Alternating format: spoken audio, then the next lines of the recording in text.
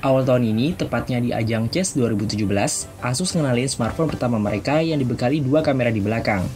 Nggak cuma sekedar ikut-ikutan tren, dual kamera setup yang dibekali di smartphone ini digarap cukup serius sama Asus, plus didukung spek kelas menengah ke atas. Sekeren apa sih fitur kamera dan spek hardware yang diusung smartphone Asus ini? Saya Arya dari Gadget Gaul, dan inilah review Asus Zenfone Zoom S.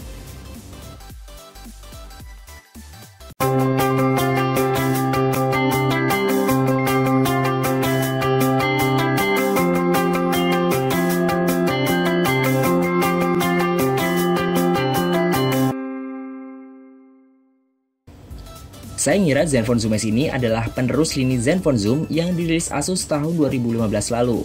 Tapi kalau ngelihat desainnya sih jauh banget. Desain Zenfone Zoom S ini lebih mirip sama lini Zenfone 3. Smartphone ini dibekali layar 5,5 inci dan dimensi yang kurang lebih sama dengan Zenfone 3 ZE552KL. Bodi Zenfone Zoom S ini berbahan metal dengan desain unibody yang punya build quality cukup kokoh. Namun, seperti halnya smartphone berbodi metal pada umumnya, bodi belakang smartphone ini cukup licin pas dipegang. Kalau takut jatuh, mending pasangin jelly case aja yang udah disertain di paket penjualannya. Seperti lini Zenfone 3, Asus Zenfone Zoom S ini hadir dengan tombol navigasi kapasitif di bagian bawah layar. Namun, Asus kayaknya masih mengulang dosa yang sama ketika mendesain Zenfone Zoom S. Iya, tombol kapasitif di smartphone ini tetap nggak dibekali sama LED backlight, yang ngurangin kenyamanan pas dipakai sambil gelap-gelapan. Posisi tombol back di kiri juga kerasa sulit dijangkau pas saya pakai smartphone ini dengan satu tangan, karena posisinya lumayan jauh, plus ukuran smartphone yang terbilang bongsor. Beralih ke sisi belakang, Asus Zenfone Zoom S ini punya desain yang cukup berbeda dengan lini Zenfone 3. Iya, kamera utamanya nawarin konfigurasi dual kamera yang berdampingan secara horizontal. Saya bakal ngebahas dual kamera setup smartphone ini secara lebih rinci di segmen berikutnya. Untuk meningkatin daya tarik Zenfone Zoom S, selain dari spek kameranya, Asus udah membekali layar berjenis AMOLED untuk smartphone ini, plus resolusi Full HD dan desain lengkung 2,5D. Layar yang dukung 10 titik sentuhan ini udah dilapisi sama fingerprint and smooth resistant oleophobic, yang mana nggak mudah ninggalin sidik jari pada layarnya. Ya sebenarnya masih kelihatan sih bekas sidik jarinya, cuma emang nggak separah di layar Zenfone 3.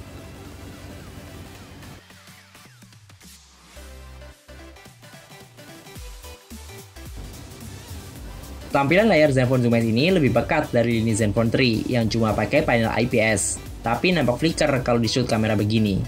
Oh ya, layar ini juga udah dilindungi sama kaca kuat Corning Gorilla Glass 5 terbaru. Jadi kalau kegores-gores kunci kayak gini, insya Allah nggak bakal kebaret.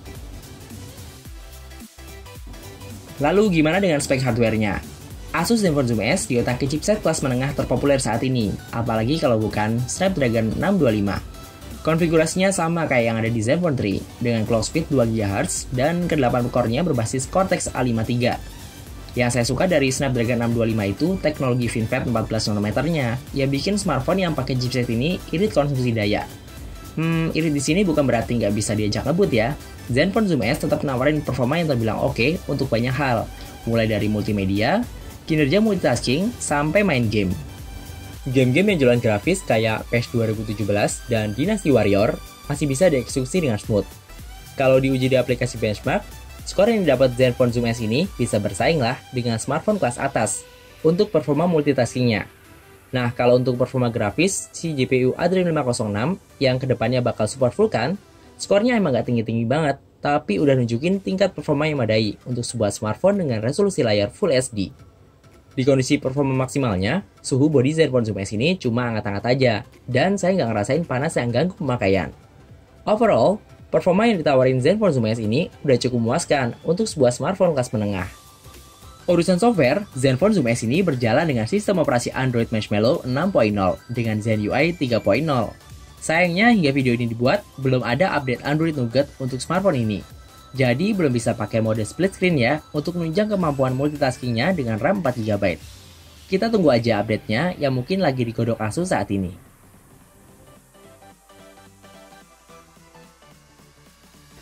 Ya, sekarang kita bahas fitur yang jadi nilai jual utama Zenfone Zoom S. Ya, kamera utamanya dengan dual kamera setup. Konfigurasi dua kamera di smartphone bukan hal yang baru lagi, karena udah banyak vendor yang mengadopsinya. Namun dual kamera di Zenfone Zoom S ini punya fungsi yang berbeda dari yang lain, yang rata-rata main di gimmick efek bokeh. Kamera utama Zenfone Zoom S ini hadir dengan dua sensor 12 megapiksel, satu lensa tele dan satunya lagi lensa wide. Yang tele punya panjang fokal 69 mm, sedangkan yang wide 25 mm.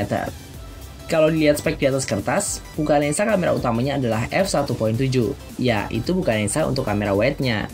Tapi kalau kamera dengan lensa telenya punya buka lensa f2.6. Performa autofocus kamera Zenfone Zoom S ini juga lebih baik dari lini Zenfone 3. Ada laser autofocus generasi terbaru dengan jangkauan yang lebih jauh yang memudahkan fokus di ruang-ruang gelap. PDAF-nya juga ada, yang fitur autofokusnya diperkuat dengan teknologi dual pixel. Iya, mirip sama fitur autofokus yang diusung Samsung Galaxy S7. Kerasa banget kan cepatnya? Oke, balik lagi ke lensa wide dan lensa tele. Seperti namanya, smartphone ini emang ngandelin kemampuan zooming yang gak banyak diadopsi smartphone sekelasnya. Untuk berpindah antar lensa, cukup mudah dengan tap button zoom.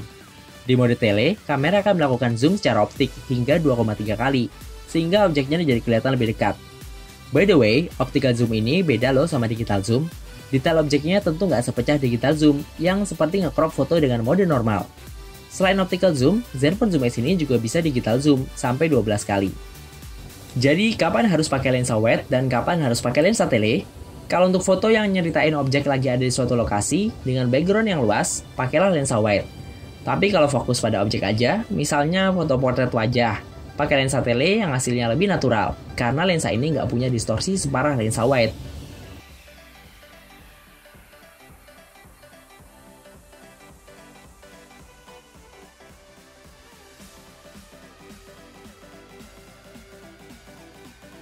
Gimana dengan performa kamera di low light? Masih cukup oke untuk lensa wide-nya, karena bukan lensanya cukup lebar. Noise-nya juga nggak gitu parah untuk sebuah smartphone kelas menengah.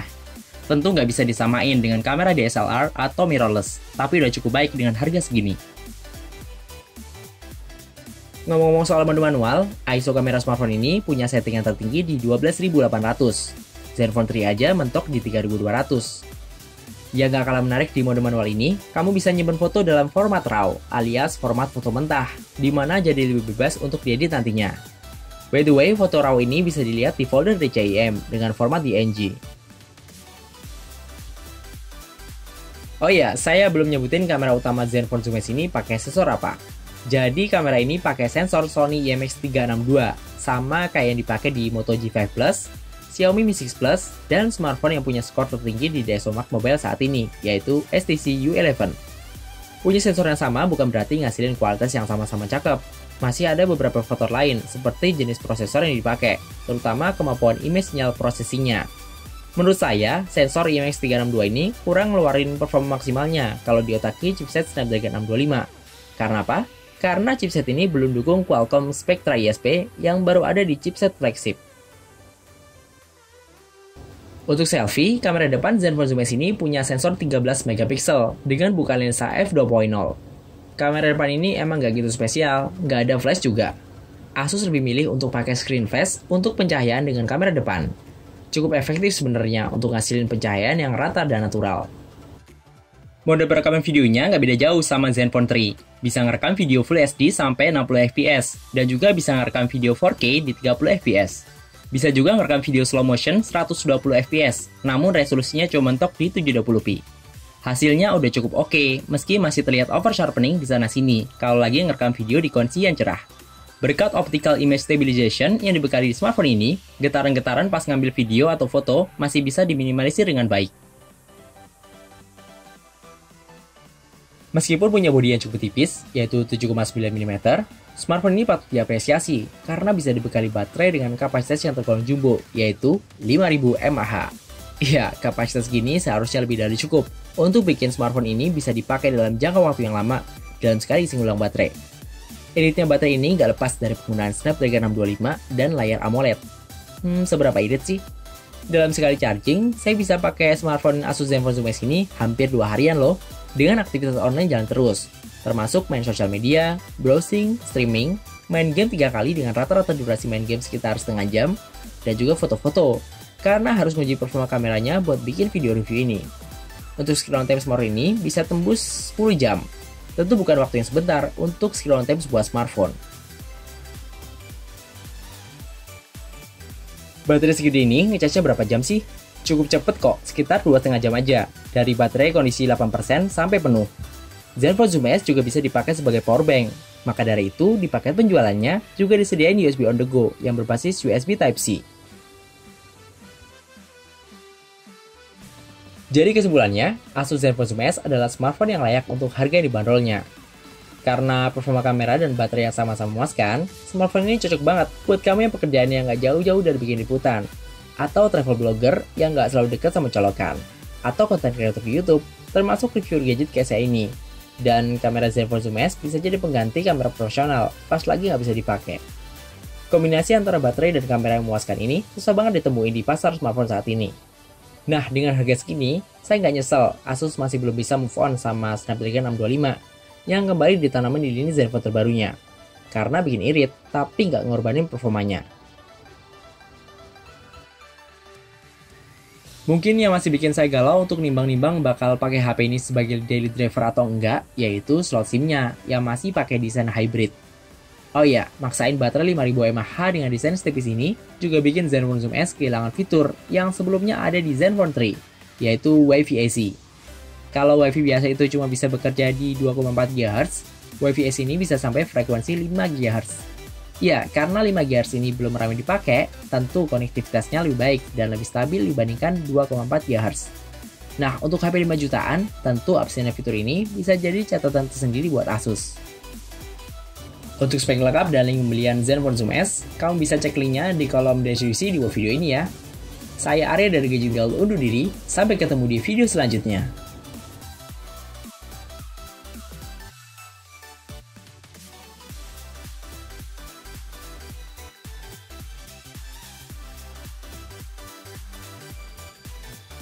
Ya, setelah 2 minggu pemakaian, tepatnya setelah video reviewnya dibuat, Asus Zenfone Zoom S saya dapat masalah yang cukup dirasakan banyak pengguna Zenfone Zoom S saat ini. Apalagi kalau bukan masalah white line atau kasus garis putih di bagian bawah layar. Masih belum tahu sih apa penyebabnya, dan pihak Asus juga belum konfirmasi.